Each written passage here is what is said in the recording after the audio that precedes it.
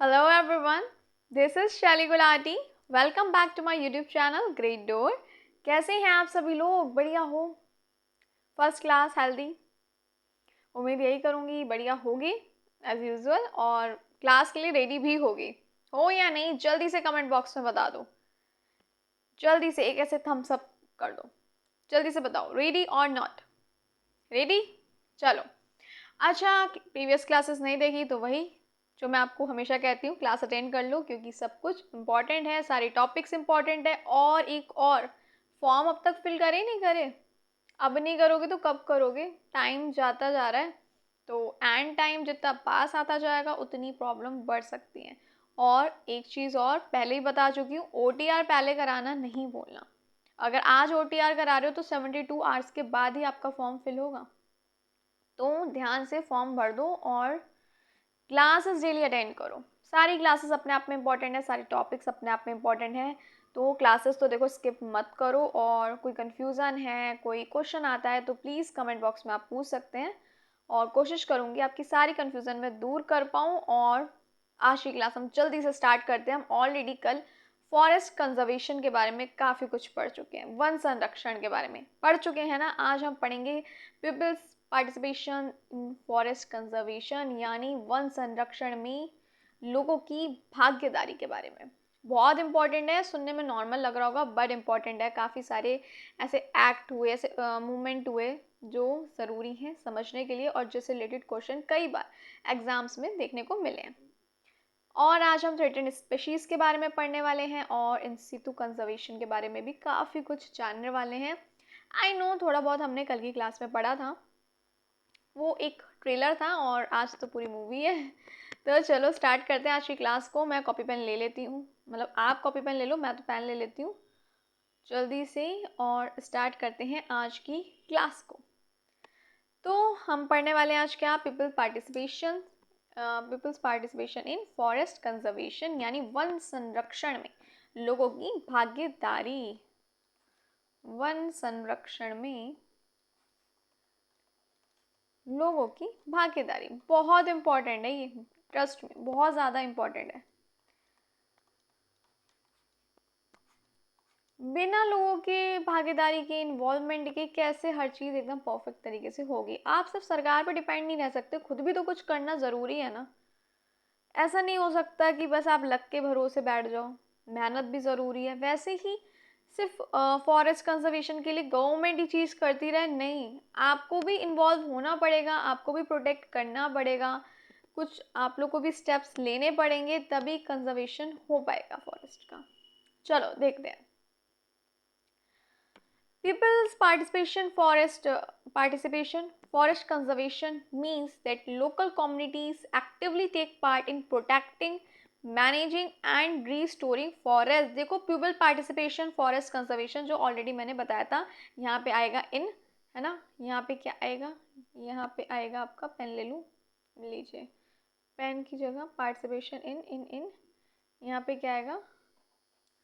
इन forest conservation. देखो इसका मतलब यही होता है कि देखो समुदाय जो हो गए, आपके गांव के लोग हो गए, या उनका क्या, देखो पार्टिसिपेशन करना ज़रूरी है, हमारा भी पार्टिसिपेशन करना ज़रूरी है। ऐसा नहीं हो सकता कि हम सिर्फ सरकार पे डिपेंड रहें कि भाई सरकार कानून निकालेगी तभी हम काम करेंगे। जब वो हम पे फाइन डालेगी कि भाई पेड़ काटते हुए अगर पता चल गया किसी ने ये पेड़ काटा है तो उस पर भैया फाइन लग जाएगा, कोई भी एक्सवाइजेड, लाइक चंदन मैंगो कोई भी एग्जाम्पल ले लो, है ना। पेड़ काटा आम का तो फिर भाई इतने का फाइन लगेगा, तो डर के मारे भाई 5,000 का 10,000 का फाइन लग गया। एक एग्जाम्पल दे रही हूँ, मैं ये नहीं कह रही कि इतने का ही फाइन लग रहा है, ये सिर्फ मैं एग्जाम्पल दे रही हूँ। तो उसके डर के मारे नहीं काट रहे हो। और जो हमारा पर्यावरण है, जहाँ जिसकी वजह से आप रह रहे हो, सांसें ले रहे हो, ऑक्सीजन मिल रही है पेड़ों से, आपको फल मिल रहा है, मेडिसिन मिल रही हैं, लकड़ी मिल रही है, औषधि मिल रही है, आपको कितना कुछ मिल रहा है, फ्रूट्स वेजिटेबल्स, छाँव हवा सब मिल रहा है। तो उसके बारे में नहीं सोच के आप उसे प्रोटेक्ट करते हो, बल्कि किस लिए करते हो कि भाई गवर्नमेंट ने फाइन लगा रखा है, अगर पेड़ कट गया ना तो फाइन चढ़ जाएगा। तो किसके लिए कर रहे हो? फाइन से बचने के लिए करते हो ना। यही अगर दिल से करोगे ना तो पॉल्यूशन भी बहुत कम हो जाएगा, इन्वायरमेंट सेफ रहेगा, हेल्दी रहोगे खुद भी। पॉल्यूशन से कितनी तो बीमारियां होती हैं, और डिफॉरेस्टेशन होता जा रहा है, लोग अपनी ज़रूरतों के हिसाब से काटे पड़े हैं पेड़ों को। जब तक गवर्नमेंट कोई स्ट्रिक्ट एक्शन नहीं लेती तब तक तो लगे पड़े हो, काट रहे हो, डिफॉरेस्टेशन करो। यही गवर्नमेंट बोलते हर घर में घर के गेट पे 2 पेड़ होने चाहिए और कुछ नहीं तो 15 से 20 पौधे होने चाहिए, नहीं तो फाइन लगेगा। आप देखो आज के आज अगर बोल देना कि कल से ये अप्लाई हो जाएगा नियम और चेकिंग शुरू कि किस किस के गेट के बाहर लगे हो या पौधे या गमले, आज ही सब ले आओगे। क्यों? फाइन के डर से। लेकिन खुद नहीं करना चाहते और ये सच है, और सच तो कड़वा ही होता है, बहुत ही कम होंगे। ग्रीनरी सबको पसंद है, हेल्दी चीज़ सबको खानी है भाई, है ना। फ्रेश चाहिए भैया, अगर फ्रेश चले जाओ मंडी से लाएंगे, फ्रेश खेतों की साइड से निकल जाओ, अरे यहाँ तो बड़ी ताज़ी ताज़ी सब्जियाँ हैं। वॉक पे जा रहे हो, अगर विलेज साइड पड़ता है, वॉक पे जा रहे हो दूध लेने, तो देख के मन ललचा जाता है, देखो ये लोग तो कितनी हेल्दी हेल्दी सब्जी खा रहे हैं, है ना। वेजिटेबल्स हेल्दी मिल रही है, खुद की खेती है, कोई केमिकल्स नहीं, कुछ नहीं। तो भाई कहाँ जा रहे हैं आपके आसपास से खेत? हम लोग यूज़ कर रहे हैं। मैं ये नहीं कह रही कि नहीं करो, लेकिन जितनी ज़रूरत हो उस हिसाब से करो हर चीज़। जैसे अब कल हमने झूम कल्टीवेशन के बारे में पढ़ा था, झूम खेती। तो क्या होता है, पूरे जंगल को साफ करा जाता है जला के या पेड़ों को काट के, फिर 1-2 साल बस फसल करी, देन नेक्स्ट लैंड। तो क्या हो रहा है, डिफॉरेस्टेशन हो रहा है, पॉल्यूशन बढ़ रहा है, सब कुछ इन्वायरमेंट के लिए कितना ज़्यादा हार्मफुल है। क्लाइमेट चेंज भी हो जाता है, हेल्थ पे डिसीजेज सब कुछ कॉज हो रही है। स्टिल हम लोग तब तक कोई काम नहीं करते ना, तब तक गवर्नमेंट हमें बिल्कुल प्रेशर डालेगी कि हम भाई फाइन। तो उस फाइन का वेट क्यों करना है, खुद कर लो ना। मैं ये नहीं कह रही कि 15 लगाओ, 20 लगाओ, जितने लगा सकते हो, 2 4 5 जितने लगा सकते हो उतने लगाओ, पर लगाओ तो सही। Save environment, save life.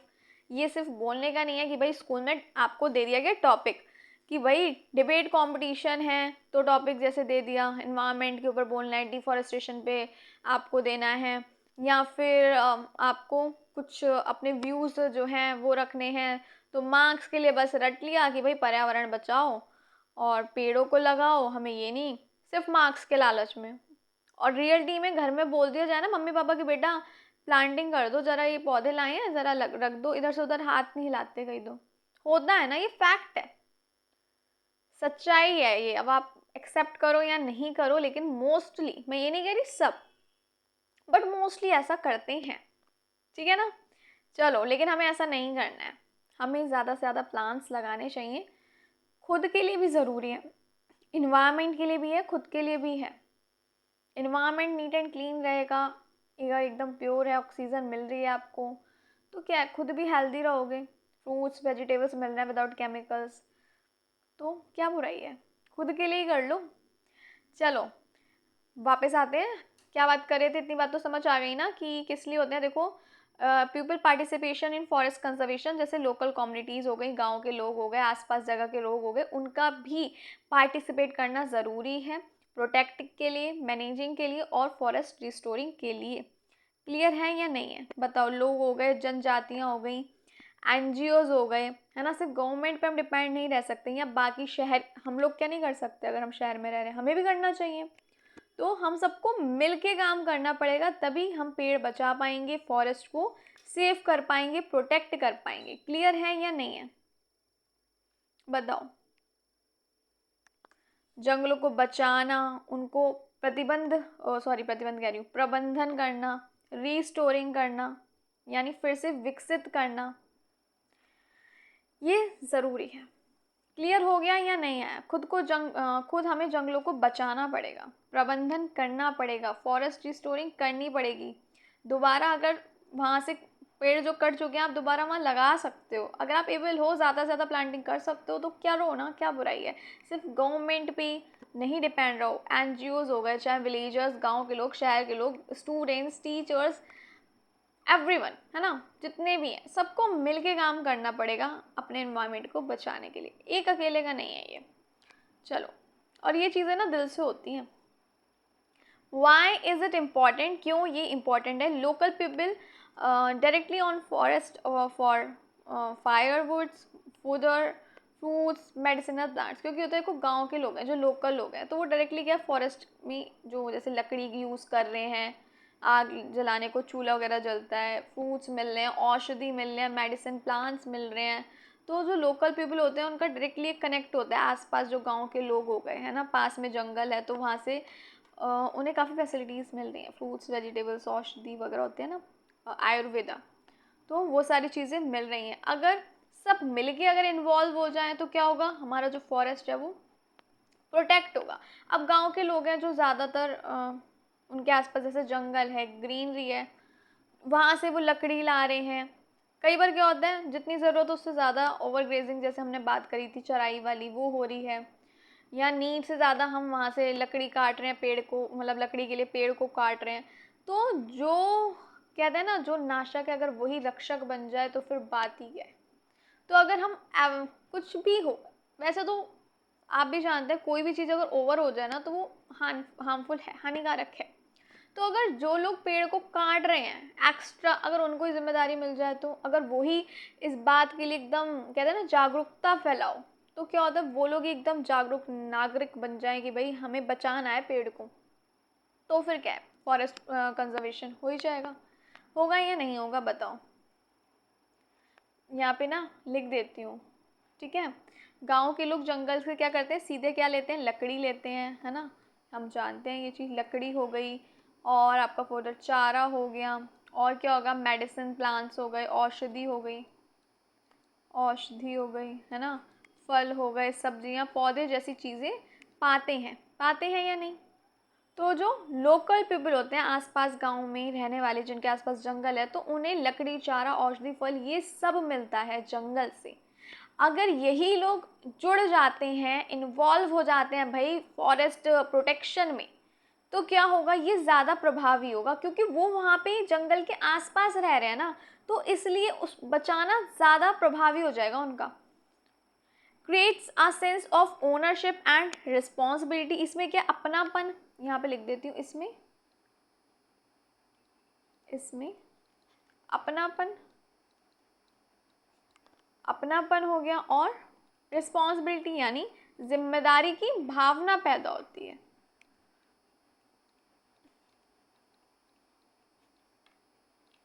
Bhavna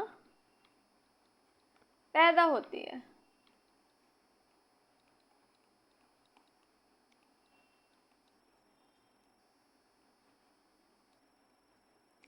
prevents illegal logging, overgrazing and encroachment. इसका मतलब क्या होता है, इससे हम कह सकते हैं, इसको इरेज कर दूं पहले, चलो इसको कर देती हूँ मैं इरेज। इससे क्या है, अधिक चराई वगैरह, गैर कानूनी कटाई हो गई, ओवर ग्रेजिंग हो गई, अधिक चराई हो गई, है ना, और कब्जा जो है ना वो रोका जा सकता है। यहाँ पे मैं लिख देती हूँ, गैर कानूनी कटाई, और क्या हो गई, ओवर ग्रेजिंग हो गई, आपकी ज़्यादा चराई,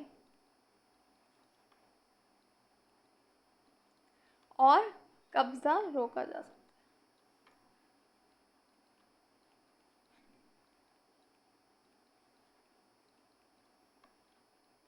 क्लियर है जी?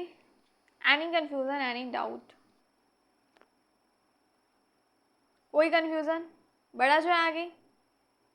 चलो अब हम बात करेंगे कुछ famous real life case studies का। ये रियल हैं, सचमुच वाली हैं, इमेजिनरी नहीं है ये चीज़ें, है ना, प्रसिद्ध वास्तविक जीवन की आप कह सकते हो केस स्टडीज़ है, वास्तविक जीवन की, और प्रसिद्ध यानी फेमस है ये केस स्टडीज़। तो देखो, आप लोगों ने सुना ही होगा चिपको मूवमेंट का, चिपको मूवमेंट का आप लोगों ने बहुत सुना होगा, कई बार मैं ऑलरेडी प्रीवियस क्लासेस में इसके बारे में बता भी चुकी हूँ। 1973 उत्तराखंड में हुआ था। In Chamoli district government allowed commercial logging with threatened local forest. इसका मतलब क्या हुआ, देखो चमेली गांव में, यहाँ पे लिख देती हूँ, चमोली गांव में, चमोली ज़िले में, एक्चुअली ज़िले में, जो अब उत्तराखंड में हो गया ऑफकोर्स, में सरकार ने व्यावसायिक, यहाँ लिख देती हूँ, व्यावसायिक लकड़ी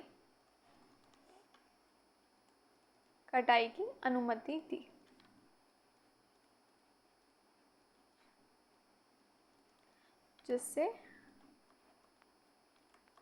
जिससे स्थानीय जंगल खतरे में आ गया। यहाँ लिख देती हूँ, स्थानीय जंगल खतरे में आ गया।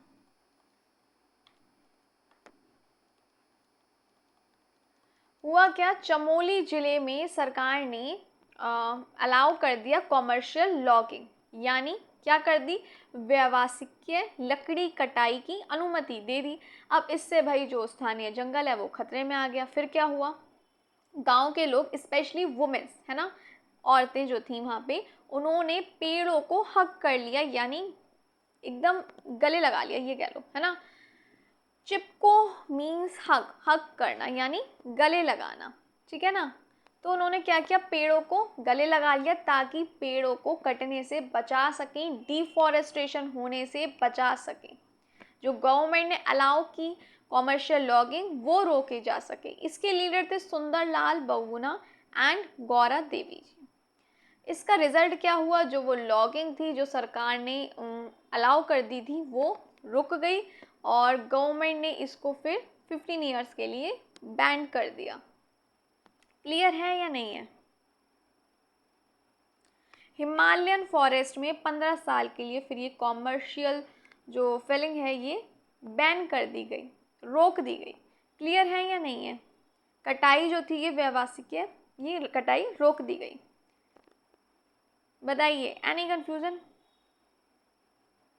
इसका लेसन क्या हुआ, इसको इरेज कर दूं, यानी इससे आपको क्या सीख मिली, क्या सीख मिली बताओ, क्या सीख मिली, क्या सीखा आपने इस मूवमेंट से, क्या सीखा इस आंदोलन से।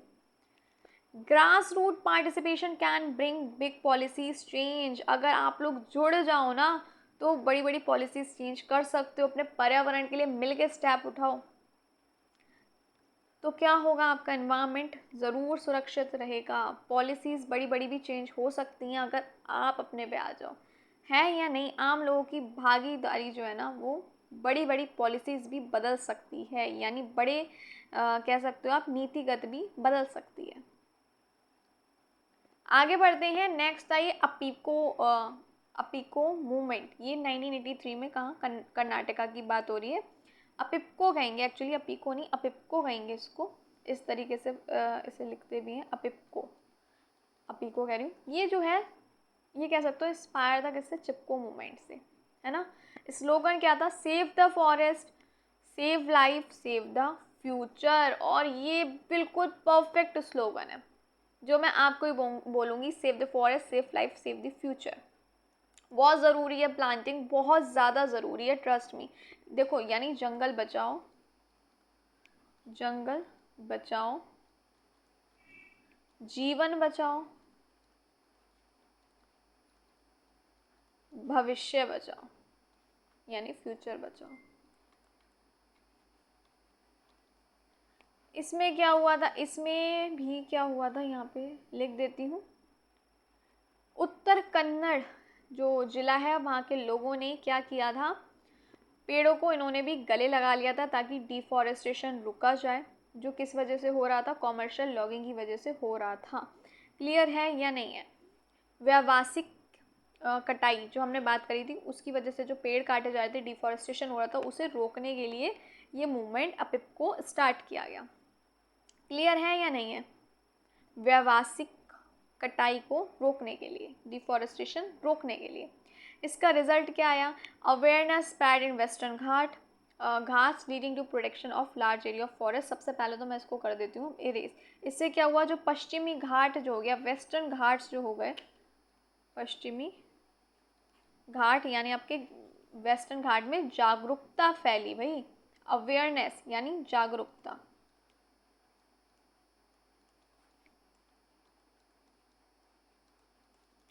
और बड़े क्षेत्रों में, बड़े क्षेत्रों में जंगल, एक मिनट, जंगल संरक्षित किए गए।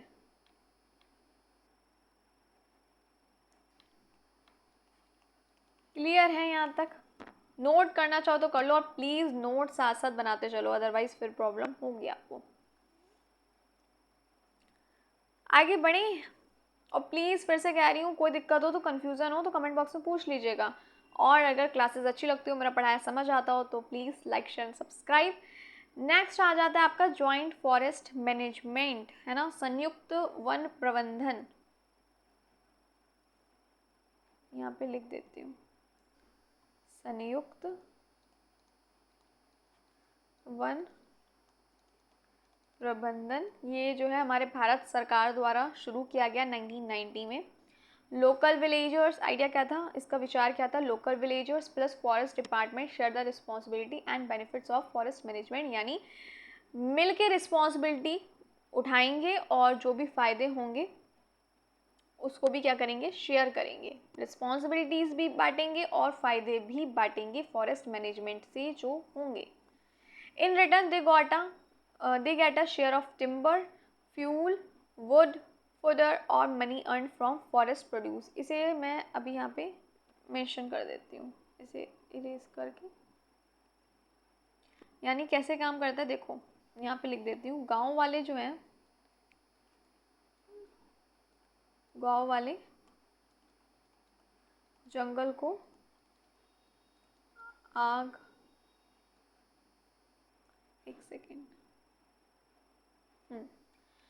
गांव वाले जंगल को आग, चराई और गैर कानूनी कटाई और गैर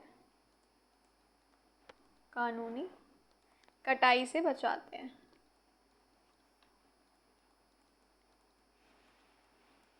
ठीक है, गांव वाले क्या करते हैं, जंगल की रक्षा करेंगे भाई, ठीक है, चराई हो गई या गैर कानूनी कटाई हो रही है, आग है, इन सब से क्या करेंगे, फॉरेस्ट को करेंगे प्रोटेक्ट। बदले में क्या होगा, चलो देखते हैं। ये लिख लिया, इतना समझ आ गया कि गांव वाले जंगल को बचाएंगे, चराई हो गया, गैर कानूनी कटाई, आग, सबसे क्या करेंगे, प्रोटेक्ट करेंगे। इतनी बात क्लियर हो गई, चलो इसे रेस कर देते हैं। In return they got a share of timber, fuel, wood, fodder और money earn from forest produce. अब क्या होगा, बदले में उन्हें क्या होगा, बदले में क्या मिलेगा, अब भाई आजकल लोग बिना रिटर्न में कुछ मिले कहाँ ही कुछ करते हैं, है ना, कुछ तो चाहिए ही होता है सबको, तो बदले में उन्हें क्या मिलता है, बदले में उन्हें लकड़ी, ईंधन, चारा या जंगल से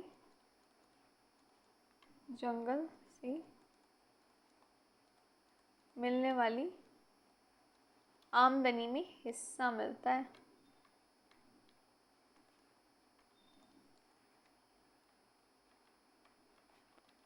क्लियर है?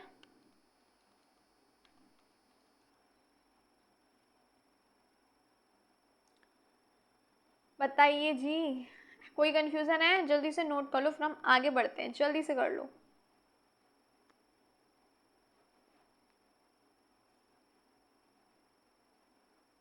देखिए अब, चलो अब इसका एक एग्जाम्पल आ गया, अरावरी, West Bengal. Forest officer A.K. Banerjee involve local people in protecting sal forest, leading to degeneration and income for villagers. देखो, अराबी वेस्ट बंगाल फॉरेस्ट ऑफिसर जो थे आपके A.K. बैनर्जी, इन्होंने लोकल पीपल हो गए, गांव के लोग जो भी जंगल के आसपास रहते हैं, उन्हें क्या किया, इन्वॉल्व किया साल फॉरेस्ट को प्रोटेक्ट करने के लिए, सुरक्षा के लिए, जिससे क्या हुआ, फॉरेस्ट वापस हरा भरा हो गया और गांव के लोगों की आमदनी भी बढ़ गई। क्लियर है या नहीं है? अरबारी पश्चिम बंगाल, तो ये फॉरेस्ट ऑफिसर थे आपके A.K. बैनर्जी, जिन्होंने इन्वॉल्व किया, लोगों को जोड़ा। आगे बढ़े, नेक्स्ट देखें क्या है। नेक्स्ट है आपका sacred groves. Certain patches of forest protected due to religious beliefs. People believe cutting trees or harming the area will anger local deities. देखो, कुछ चीज़ें ना भावनाओं से कुछ बातें जुड़ी होती हैं, तो हम ज़्यादा उस बारे में चर्चा नहीं करके बस मैं इतना कहूँगी। देखो, यहाँ पे मैं एक्चुअली मेंशन भी कर देती हूँ, पेन ले लेती हूँ।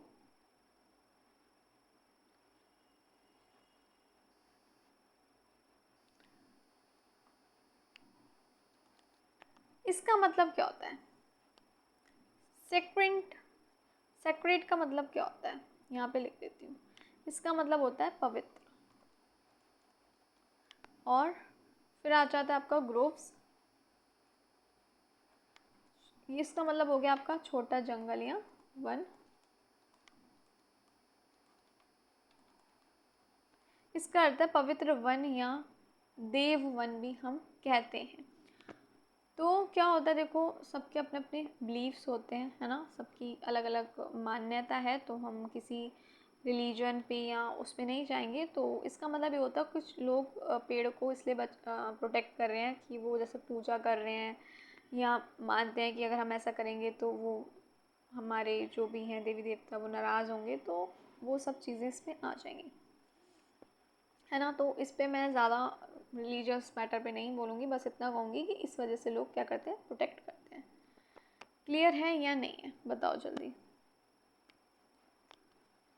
जैसे काट देंगे तो हमारे देवी देवता नाराज़ हो जाएंगे, तो फीलिंग्स जुड़ी हुई हैं, तो ज़्यादा उसमें नहीं इन्वॉल्व होंगे हम। ये सब वही सारी हैं, आप नोट करना चाहो तो कर सकते हो।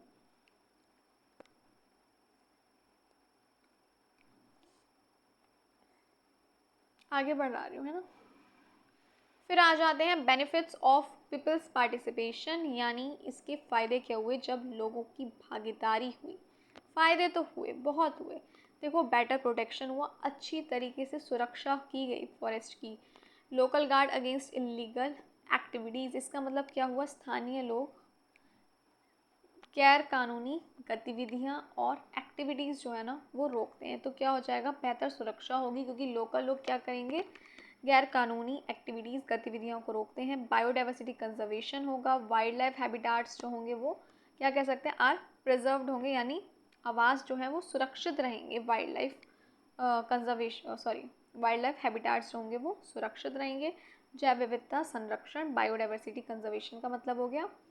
सस्टेनेबल यूज़ हो गया आपका सतत उपयोग, only necessary forest product are taking, जो ज़रूरी प्रोडक्ट्स हैं फॉरेस्ट से सिर्फ वही लिए जा सकें बस, है ना, केवल केवल ज़रूरत के अनुसार जंगल से संसाधन लिए जाते हैं। और इकोनॉमिक बेनिफिट्स भी हो गया, इको टूरिज्म हो गया, फॉरेस्ट प्रोड्यूस सेल हो गई, एम्प्लॉयमेंट हो गया, तो इकोनॉमिक बेनिफिट्स भी होंगे, यानी आर्थिक लाभ भी होगा, है ना। जो हमें मिल रहा है, जो भी प्रोडक्ट्स हैं फॉरेस्ट से जो मिल रहे हैं, जो चीज़ें मिल रही हैं, उसे बेच के क्या होगा, आमदनी बढ़ेगी, एम्प्लॉयमेंट हो गया, इको टूरिज्म हो गया, सब में बेनिफिट, इकोनॉमिक बेनिफिट्स होंगे। क्लियर है या नहीं है? यहाँ तक कोई दिक्कत है तो बताओ, जल्दी से बताओ। देखो, सिर्फ गवर्नमेंट पे डिपेंड नहीं रह सकते, फिर कहूँगी आप लोग को भी थोड़ा इस चीज़ के बारे में सोचना पड़ेगा, तभी हमारा इन्वायरमेंट जो है वो प्रोटेक्ट होगा। क्लियर है, आगे बढ़ें। अब आ जाती हैं हमारी थ्रेटेंड स्पीशीज़ कॉन्सेप्ट, लुप्त प्रजातियां। मैंने पहले आपको पढ़ाया इसके बारे में, जो धीरे धीरे धीरे धीरे गायब होती जाती हैं और एंड में वो नष्ट हो जाती हैं, ख़त्म हो जाती हैं। कैसे, आज हम और डिटेल में से पढ़ेंगे। थ्रेटेंड स्पीशीज़ हम कह सकते हैं लुप्त प्राय प्रजातियां, अपधारणाएं। यहाँ पे लिख देती हूँ, लुप्त प्राय प्रजातियां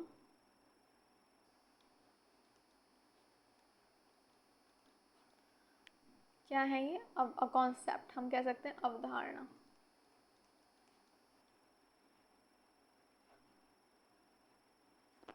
A threatened species is any species of plant or animal that is likely to become endangered in the future if its population keeps declining. देखो, थ्रेटेंड स्पीशीज़ यानी आपकी लुप्त प्राय प्रजातियाँ वो स्पीशीज़ होती हैं, वो प्रजातियाँ होती हैं पौधों की, जानवरों की, जो क्या है, खतरे में हैं और धीरे धीरे धीरे फ्यूचर में क्या हो सकता है, बिल्कुल दिखे ही ना, धीरे धीरे धीरे रिड्यूस होते होते होते बिल्कुल ही नष्ट हो जाए। अभी लुप्त हैं या नष्ट हो गई हैं, कुछ कई हैं जो हो चुकी हैं, जो कुछ हैं जो खतरे में हैं। तो ये सब क्या हो जाती है, थ्रेटन स्पेशीज़ हो जाती हैं। क्लियर है या नहीं है?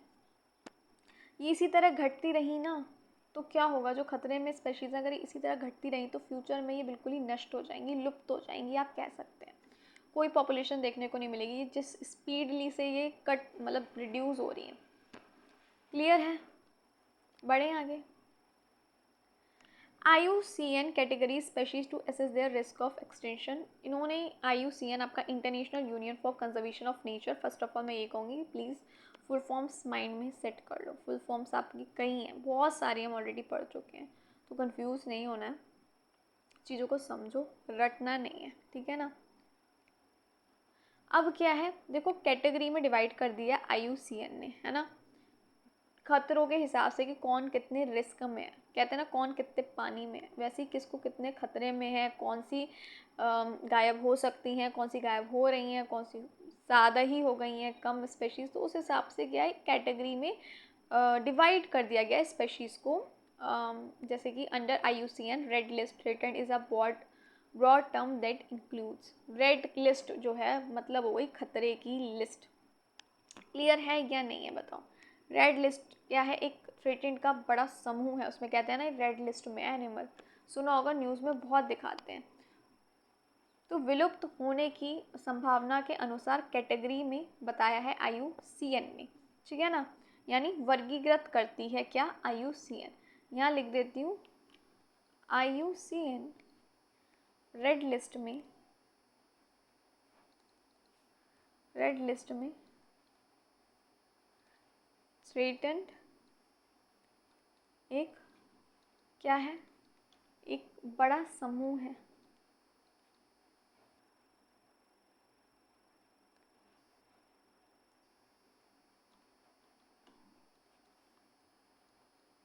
जिसमें क्या आती हैं, जिसमें ये 3 श्रेणियाँ आती हैं, जिसमें क्या आती हैं, 3 श्रेणियाँ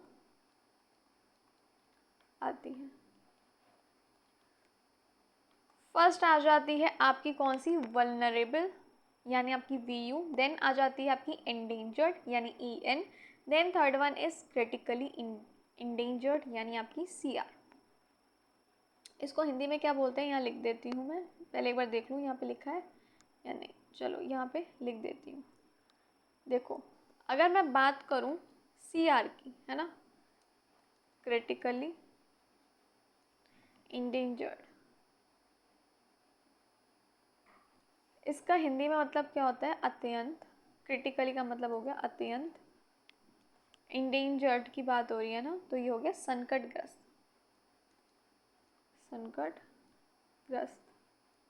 यानी क्रिटिकली इंडेंजर्ड। दूसरे के लिए मैं नेक्स्ट कलर चेंज कर लेती हूँ, नहीं तो कंफ्यूजन हो जाए। सेकंड आ जाती है आपकी कौन सी, एंडेंजर्ड, जिसे हम EN भी कहते हैं यानी संकटग्रस्त।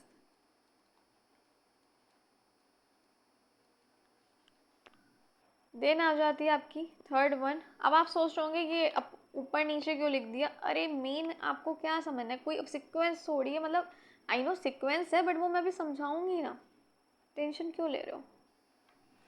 फिर आ जाती है आपकी वल्नरेबल यानी आपका VN। आई नो मैंने उसमें सबसे पहले VN देन EN CR लिखा था और इसमें लिख दे, उससे मतलब नहीं, अभी समझाऊंगी तो आपको क्लियर हो जाएगा, उससे रिलेटेड कंफ्यूज मत होना, क्योंकि काफ़ी लोग हो सकता है वो भी चीज़ सोच रहे होंगे।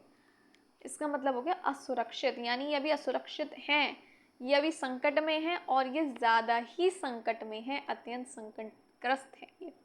क्लियर है या नहीं बताओ। चलो अब हम आगे देखते हैं, आप समझ जाओगे।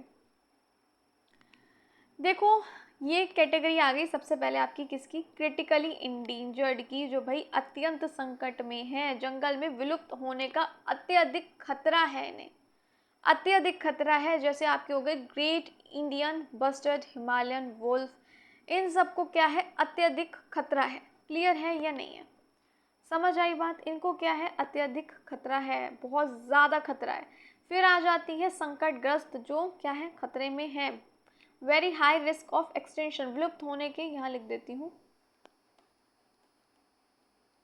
विलुप्त होने का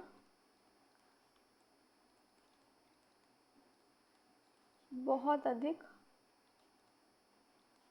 खतरा किसे है? इंडेंजर्ड को। इसमें कौन से एग्जाम्पल आ जाएंगे? एसिटिक लॉइन और बंगाल टाइगर हो गया इसका एग्जाम्पल एंडेंजर्ड का। वल्नरेबल का, इसका मतलब क्या हो? भविष्य में संकट होने की संभावना है। High risk of becoming endangered, ये इंडेंजर्ड बन सकती हैं। ठीक है, समझ आई? मतलब आने वाले फ्यूचर में भाई खतरा है, भविष्य में संकटग्रस्त होने का खतरा है। भविष्य में इंडेंजर्ड यानी संकटग्रस्त होने का खतरा।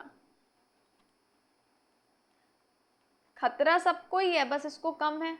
ये फ्यूचर में इंडेंजर्ड हो सकती है और इंडेंजर्ड क्रिटिकली इंडेंजर्ड हो सकती है और क्रिटिकली इंडेंजर्ड विलुप्ति हो जाएंगे, आगे चल के नष्टि हो जाएंगे। क्लियर है? तो इस हिसाब से IUCN ने क्या क्या वर्गीकृत किया, कैटेगरी में प्रॉपर डिवाइड कर दिया। Snow leopard, one horn dinosaur, ये एग्जाम्पल हो गया आपका वल्नरेबल का। यहाँ तक बात समझ आई? बताओ जल्दी, कंफ्यूजन है तो बताओ। जंगल में विलुप्त होने का काफी खतरा है।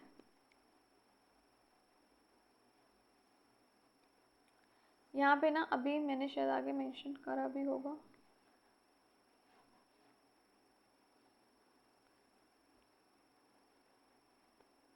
चलो ये तो मैंने बता दिया ना संकट का। क्लियर हो गया? वल्नरेबल व्यू जो आपका लिखा है भविष्य में संकटग्रस्त यानी एंडेंजर्ड होने का खतरा है। इसके एग्जाम्पल हो गए आपके स्नो लेपर्ड हो गए, वन हॉर्न डायनासोर। फ्यूचर में इनको भाई संकटग्रस्त है ना, हो सकता है, खतरा हो सकता है। और एंडेंजर्ड वाली क्रिटिकली एंडर्ज हो सकती हैं, यानी अत्यधिक संकटग्रस्त कैटेगरी में आ सकती हैं। इसके एग्जाम्पल हो गया आपका Asiatic lion and Bengal tiger. Clear है या नहीं? Asia lion. Then critically endangered में क्या आ जाएंगे? जो एक्सट्रीमली अत्यधिक रिस्क है इनका लुप्त होने का, नष्ट होने का। इसके एग्जाम्पल हो गया आपका great Indian bustard and Himalayan wolf. Clear है या नहीं है? जल्दी बताओ। एशियाई शेर। चलो आगे बढ़े। कॉजेज ऑफ थ्रेट क्या होंगे? खतरे के मुख्य कारण क्या होंगे? हैबिटाट लॉस हो गया, डिफॉरेस्टेशन हो रहा है, शहरीकरण अर्बनाइजेशन हो गया आपका, है ना, शहर फैल रहा है, लोग काट रहे हैं पेड़ों को, डिफॉरेस्टेशन हो रहा है, तो बेचारों का जब आवास ही नहीं रहेगा तो क्या ये भी कारण है। देन पोचिंग एंड हंटिंग, शिकारी, है ना, अवैध शिकार हो रहा है, तो जब शिकार होगा तो ऑटोमेटिकली कम होंगी ही स्पेशीज़। देन पॉल्यूशन आजकल बढ़ता ही जा रहा है, हम लोग को इतना खतरा है पॉल्यूशन से, तो उन्हें क्यों नहीं होगा। वाटर पॉल्यूशन, एयर, सॉइल, इससे भी प्रजातियाँ क्या होंगी? कम होंगी, ये भी एक मुख्य कारण है। ओवर एक्सप्लॉयटेशन ऑफ रिसोर्स, अत्यधिक, जितनी ज़रूरत नहीं उससे ज़्यादा अब स्रोतों का यूज़ किया जा रहा है। ओवर एक्सप्लॉयटेशन हो रहा है, अत्यधिक दोहन हो रहा है, अत्यधिक उपयोग हो रहा है। फिर क्लाइमेट चेंज हो गया, टेम्परेचर बढ़ रहा है ना, रेनफॉल हो गया, तापमान बढ़ना, है ना, ये सारी चीज़ें आ जाती हैं। जलवायु में जो परिवर्तन है इससे भी फ़र्क पड़ता है, बारिश का पैटर्न बदलना, है ना। इंट्रोडक्शन ऑफ इन्वेजिव स्पेशीज, भारी प्रजातियों का प्रवेश, ये सब क्या है? मुख्य कारण है भाई। समझ आ गया? आगे बढ़ें। Important threatened species in India जो हमने अभी ऑलरेडी पढ़ी हैं, जो क्रिटिकली इंडेंजर्ड में आती हैं, अत्यधिक, अत्यंत किस में है भाई? संकटग्रस्त में आ जाती हैं आपकी। क्रिटिकली हम पढ़ चुके हैं, अत्यंत संकटग्रस्त में, क्रिटिकली इंडेंजर्ड, तो इसमें आ जाता है ग्रेट इंडियन बस्टर्ड। कहाँ पे अभी है ये? राजस्थान और गुजरात में। देखो स्पेसिफिकली हम ये नहीं कहेंगे यहीं पे पाया जाता है कि राजस्थान में ही पाया जाता है, गुजरात में ही पाया जाता है, इतना कम हो गया ना। मैं ये नहीं कह रही पूरी इंडिया में है, था एक्चुअली, मैं ये नहीं कहूँगी है, था, बट अब धीरे धीरे क्रिटिकली इंडेंजर्ड का मतलब क्या हो गया भाई? अत्यंत संकट में है, बहुत ज़्यादा खतरे में है, बची कुची कह लो प्रजातियाँ जो हैं इसकी यहीं पे बची हैं, तो भाई बचा लो। समझ गए? देन फॉरेस्ट ऑल हो गया आपका, ये कहाँ पे हो गया आपका? महाराष्ट्र और मध्य प्रदेश में हो गया आउलेट, फॉरेस्ट आउलेट महाराष्ट्र और मध्य प्रदेश में। रेड पांडा जो हो गया आपका, रेड पांडा पूर्वी हिमालय में, ईस्टर्न हिमालयाज में, बचा लो भाई, है ना, गवर्नमेंट कुछ कर ही रही है चीज़ें।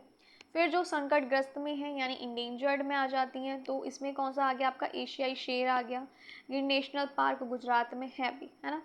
देन आपका गंगा रिवर डॉल्फिन हो गई, तो कहाँ हो गई ये, गंगा में एंड ब्रह्मपुत्र रिवर्स में भी है।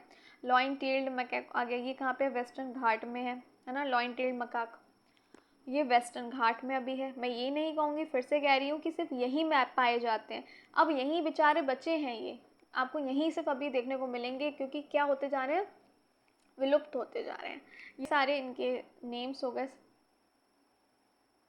देन आ जाता है आपका वनरेबल, फ्यूचर में इंडेंजर्ड होने का खतरा, संकटग्रस्त का खतरा है फ्यूचर में, असुरक्षित हैं ये नहीं कहोगे सुरक्षित है, असुरक्षित है, आने वाले टाइम में हो सकता है इंडेंजर्ड में कैटेगरी में शामिल हो जाए। स्नो लिपर्ड हिमालयाज में भी मिल जाएगा। क्लियर है या नहीं। हिम तेंदुआ कहते हैं जिसे। वन हॉर्न डायनासोर हो गया, एक सींग वाला गेंडा, आसाम वेस्ट बंगाल में आपको भी मिल सकता है। ब्लैक बक हो गया, ये कहाँ मिलेगा, ग्रासलैंड ऑफ इंडिया में। काला हिरण भारत के पास के मैदान में, पास कह रही हूँ, भारत के घास के मैदान में, ग्रासलैंड ऑफ इंडिया, है ना। भारत भारत भारत भारत के पास कह रही हूँ, घास के मैदान में।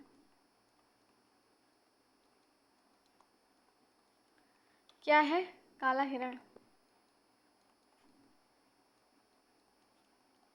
क्लियर है, आगे बढ़ा जाए।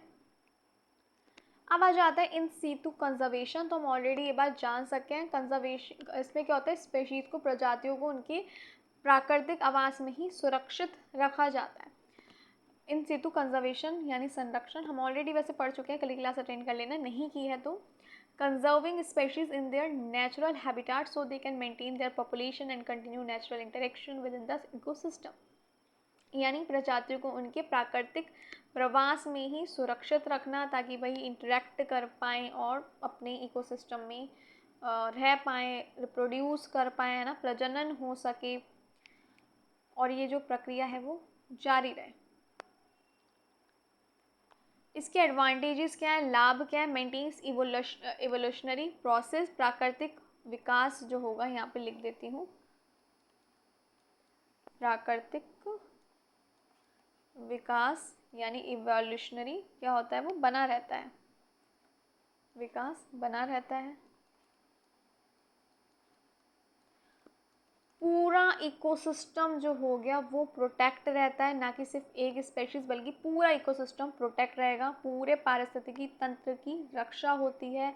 Allows natural breeding and feeding, प्रजातियां स्वाभाविक रूप से प्रजनन कर सकती हैं। क्लियर है, यानी भोजन कर सकती हैं स्वाभाविक रूप से। Long term and self sustaining if protected properly, इसका मतलब क्या हुआ, लंबे समय तक टिकाऊ तरीका है, लंबे समय तक टिकाऊ है ना, सस्टेनेबल तरीका है। यहाँ पे लिख देती हूँ टिकाऊ।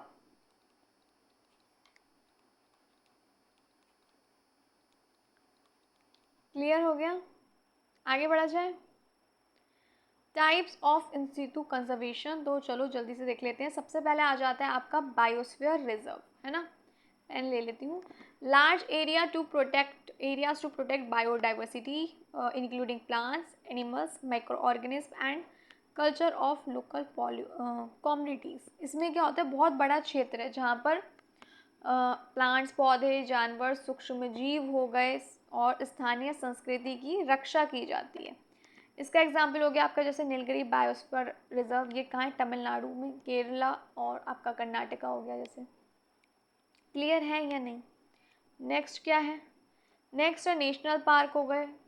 आप जानते होंगे ये प्रोटेक्टेड एरिया है जहाँ पे ह्यूमन एक्टिविटीज़ क्या है, स्ट्रिक्टली प्रोहिबिटेड है ना, कोई ह्यूमन एक्टिविटी यहाँ नहीं होती है, पूरी तरीके से यहाँ मानव गतिविधियाँ बंद है। इसके एग्जाम्पल हो गया आपका Kaziranga national park, one horn dinosaur है। क्लियर है, जल्दी बताओ, मानव गतिविधियाँ पूरी तरीके से यहाँ पे बंद होंगी, इस बात का ध्यान रखिएगा। काजीरंगा राष्ट्रीय नेशनल पार्क। देन आ गई आपकी wild life sanctuaries. Wild life sanctuaries जिसको हम हिंदी में क्या बोलते हैं, वन्य जीव, वन्य जीव अभयारण्य ये क्या है? Conservation areas where some regulator human activities are allowed. ये क्या है? ये भी एक बड़ा क्षेत्र है, लेकिन यहाँ पे थोड़ी बहुत मानव गतिविधि यानी ह्यूमन एक्टिविटीज़ जो गई वो अलाउड है, जैसे टूरिज्म हो गया, ग्रेजिंग हो गया। यहाँ पे थोड़ी बहुत मानव गतिविधि अलाउ है, कुछ नियंत्रित कह सकते हो, कुछ नियंत्रित, रेगुलेटेड यानी नियंत्रित मानव गतिविधि यहाँ पे अलाउड है, जैसे टूरिज्म हो गया और हो गया आपका ग्रेजिंग, सीमित चराई हो गया और टूरिज्म हो गया। इसका एग्जाम्पल हो गया भरतपुर बर्ड सेंचुरी। क्लियर है या नहीं है? भरतपुर पक्षी अभयारण्य। नेक्स्ट आ जाता है हमारा क्या है? Secret groves. ये आप लोग अच्छे से जानते हैं, लोग रिलीजन्स के बेस पे नहीं कट करते हैं फॉरेस्ट को, है ना। तो इसका एग्जाम्पल हो गया आपका secret groves of Meghalaya and Himachal Pradesh, धार्मिक मान्यताओं से सुरक्षित जंगल। क्लियर है या नहीं है? देन आ जाते हैं zones of a biosphere reserves. Zones देख लेते हैं बायोस्फीयर रिजर्व के।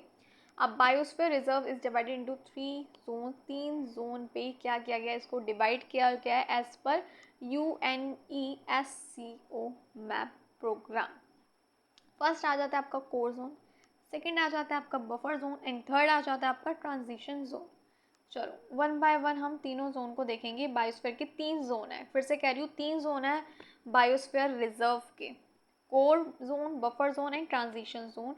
फर्स्ट आ जाता है आपका कोर जोन, इनर मोस्ट है, स्ट्रिक्टली प्रोटेक्टेड एरिया है, ये सबसे अंदर का हिस्सा जो पूरी तरीके से क्या है? सुरक्षित है, कोई मानव गतिविधि यहाँ नहीं हो सकती, कोई ह्यूमन एक्टिविटी यहाँ पे अलाउड नहीं है। इसका एम क्या है? बायोडाइवर्सिटी को प्रिजर्व करना in its pure form. Clear है? इसका एग्जाम्पल हो गया जैसे core of Sundarbans, biosphere reserve, tiger habitat. बाघ का क्षेत्र यहाँ पे लिख दे, सुंदरबन बायोस्फीयर क्या है? बाघ का क्षेत्र है। ये इसका एग्जाम्पल हो गया आपका किसका? कोर जोन का। Second is buffer zone, surrounds the core zone, यानी कोर जोन के चारों ओर। लिमिटेड ह्यूमन एक्टिविटीज़ यहाँ पे सिर्फ अलाउड है, बहुत कम मानव गतिविधियाँ अलाउड है, जैसे टूरिज्म हो गया, एजुकेशन से रिलेटेड या रिसर्च से रिलेटेड एक्टिविटीज़ यहाँ पे बस अलाउड है। एक्टिविटीज़ हो गई जैसे इको टूरिज्म हो गया, वाइल्ड लाइफ फोटोग्राफी हो गई और रिसर्च प्रोजेक्ट्स हो गए, तो बस ये सब चीज़ें यहाँ पे अलाउड है बस। क्लियर है या नहीं है? Then third one is transition zone, ये सबसे भारी वाला एरिया हो गया, आउटर मोस्ट हो गया, ह्यूमन सेटलमेंट और सस्टेनेबल एक्टिविटीज़ यहाँ पे अलाउड है, सबसे भारी हिस्सा है। मानव गतिविधियाँ यहाँ पे क्या है? अलाउड हैं। मानव बस्तियाँ हो गई, यहाँ लिख देती हूँ, मानव बस्तियाँ,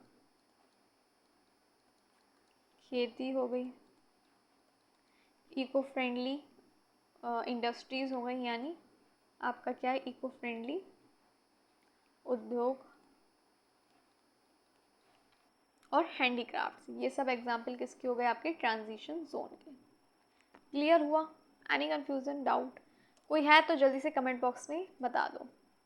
चलिए आज की क्लास यहीं पे फिनिश होती है, और अच्छी लगी हो class then please like share subscribe, और प्लीज़ ऐसे ही क्लास अटेंड करो और सीरियस रहो। फॉर्म नहीं फिलअप किया तो कर लो, और प्लेलिस्ट बनी है ग्रेड डोर पे, आप जानते हो, एल्टीग्रेड बायोलॉजी बाय शैली गुलाटी। चाहे कोई भी क्लास हो, ऑलरेडी चाहे 10 दिन पहले की हो, चाहे 2 महीने पहले की हो, कन्फ्यूज़न अगर हो रही हो, कोई माइंड में क्वेश्चन आ रहा हो, तो प्लीज़ आप कमेंट बॉक्स में ज़रूर पूछेगा। कोशिश करूँगी विद इन मिनट्स आपको रिप्लाई कर पाऊँ, और कोशिश हमेशा मेरी यही रहती है। And thank you so much for all your support. आप लोग बहुत ज़्यादा सपोर्टिव है, सीरियसली आप लोगों ने बहुत सपोर्ट किया, तो thank you so much for all your support, all your love. And बस यही कहूँगी, ऐसे ही जुड़े रहो और ज़्यादा से ज़्यादा क्लासेस शेयर करो ताकि ज़्यादा से ज़्यादा स्टूडेंट्स बेनिफिट ले सकें। तो मिलती हूँ आपसे फिर कल शाम को 6 बजे, तब तक के लिए bye bye. Take care of yourself and your family of course, and your family, and thank you for watching.